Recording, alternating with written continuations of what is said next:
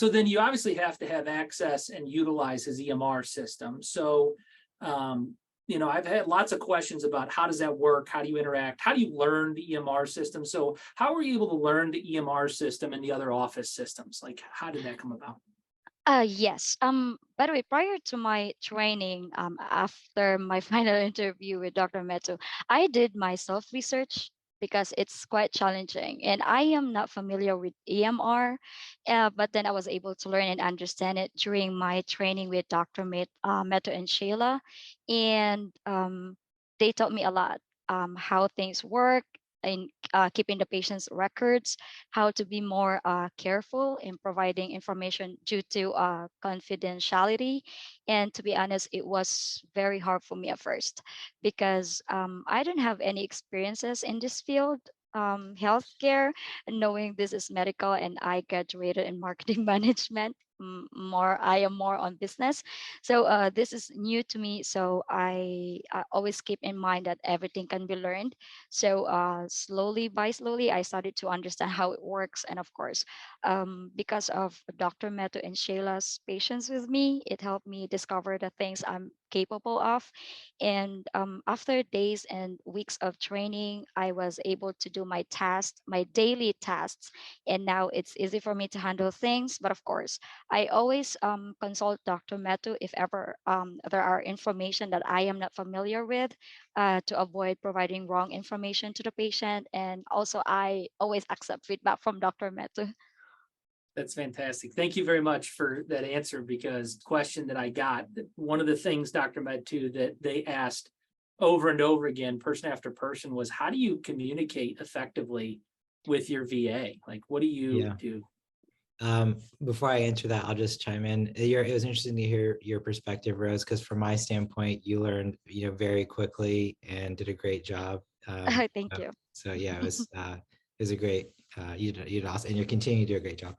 So the question is, how do we communicate? Is that? Yeah. Since she's in the Philippines, how do you Yeah. how do you guys communicate on a daily basis? So we have a few ways we communicate. The first is I mentioned the kind of Google workspace that we have. And so we have our three, there's three of us that are part of the team. So we have a chat that's active, that we will use usually for not patient specific stuff, just more general conversation. Like for example, I was running late to the surgery center today, and I was coming from somewhere else, just put a quick message in the chat and asked, one of them to call. So things like that, we'll just communicate just to let the surgery center know, like I'm running late, for example. Other ways we'll communicate are with a Google Meet. We'll do, a screen share. Like for example, there was some glitch in the software, I think, for the posting a surgery, and so that's a situation where we just hopped on a quick screen share to sort of figure out what was going on there. So an example, you will utilize that as needed for that kind of situation.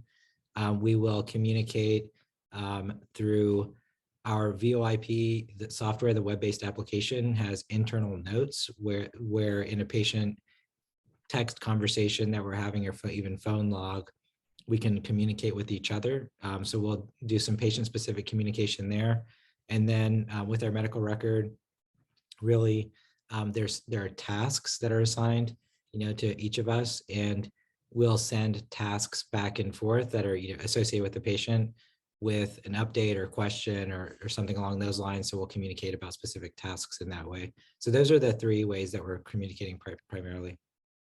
All right. So I got the first two was Google, like a Google Hangouts or Google Messenger. Mhm. Then the second one was Google Meets, being able to share your screen and do stuff. What was the third way that you said for everybody? Our VoIP web-based software like Access, where basically it's like an inbox where we have a patient, and Rose will basically make sure all the patient's name and everything is saved there, but it's like an inbox. And so we can see a patient communication, incoming, outgoing, et cetera. And under that patient's a communication thread, if there's a question, let's say, or a great example is a post-op patient texts a photo for me to look at. Rose will alert me to that photo by, she can page me on that message, alert me that there's a question or something to review. So that's a great way that we communicate in a patient-specific manner on that aspect of it. Wonderful, wonderful.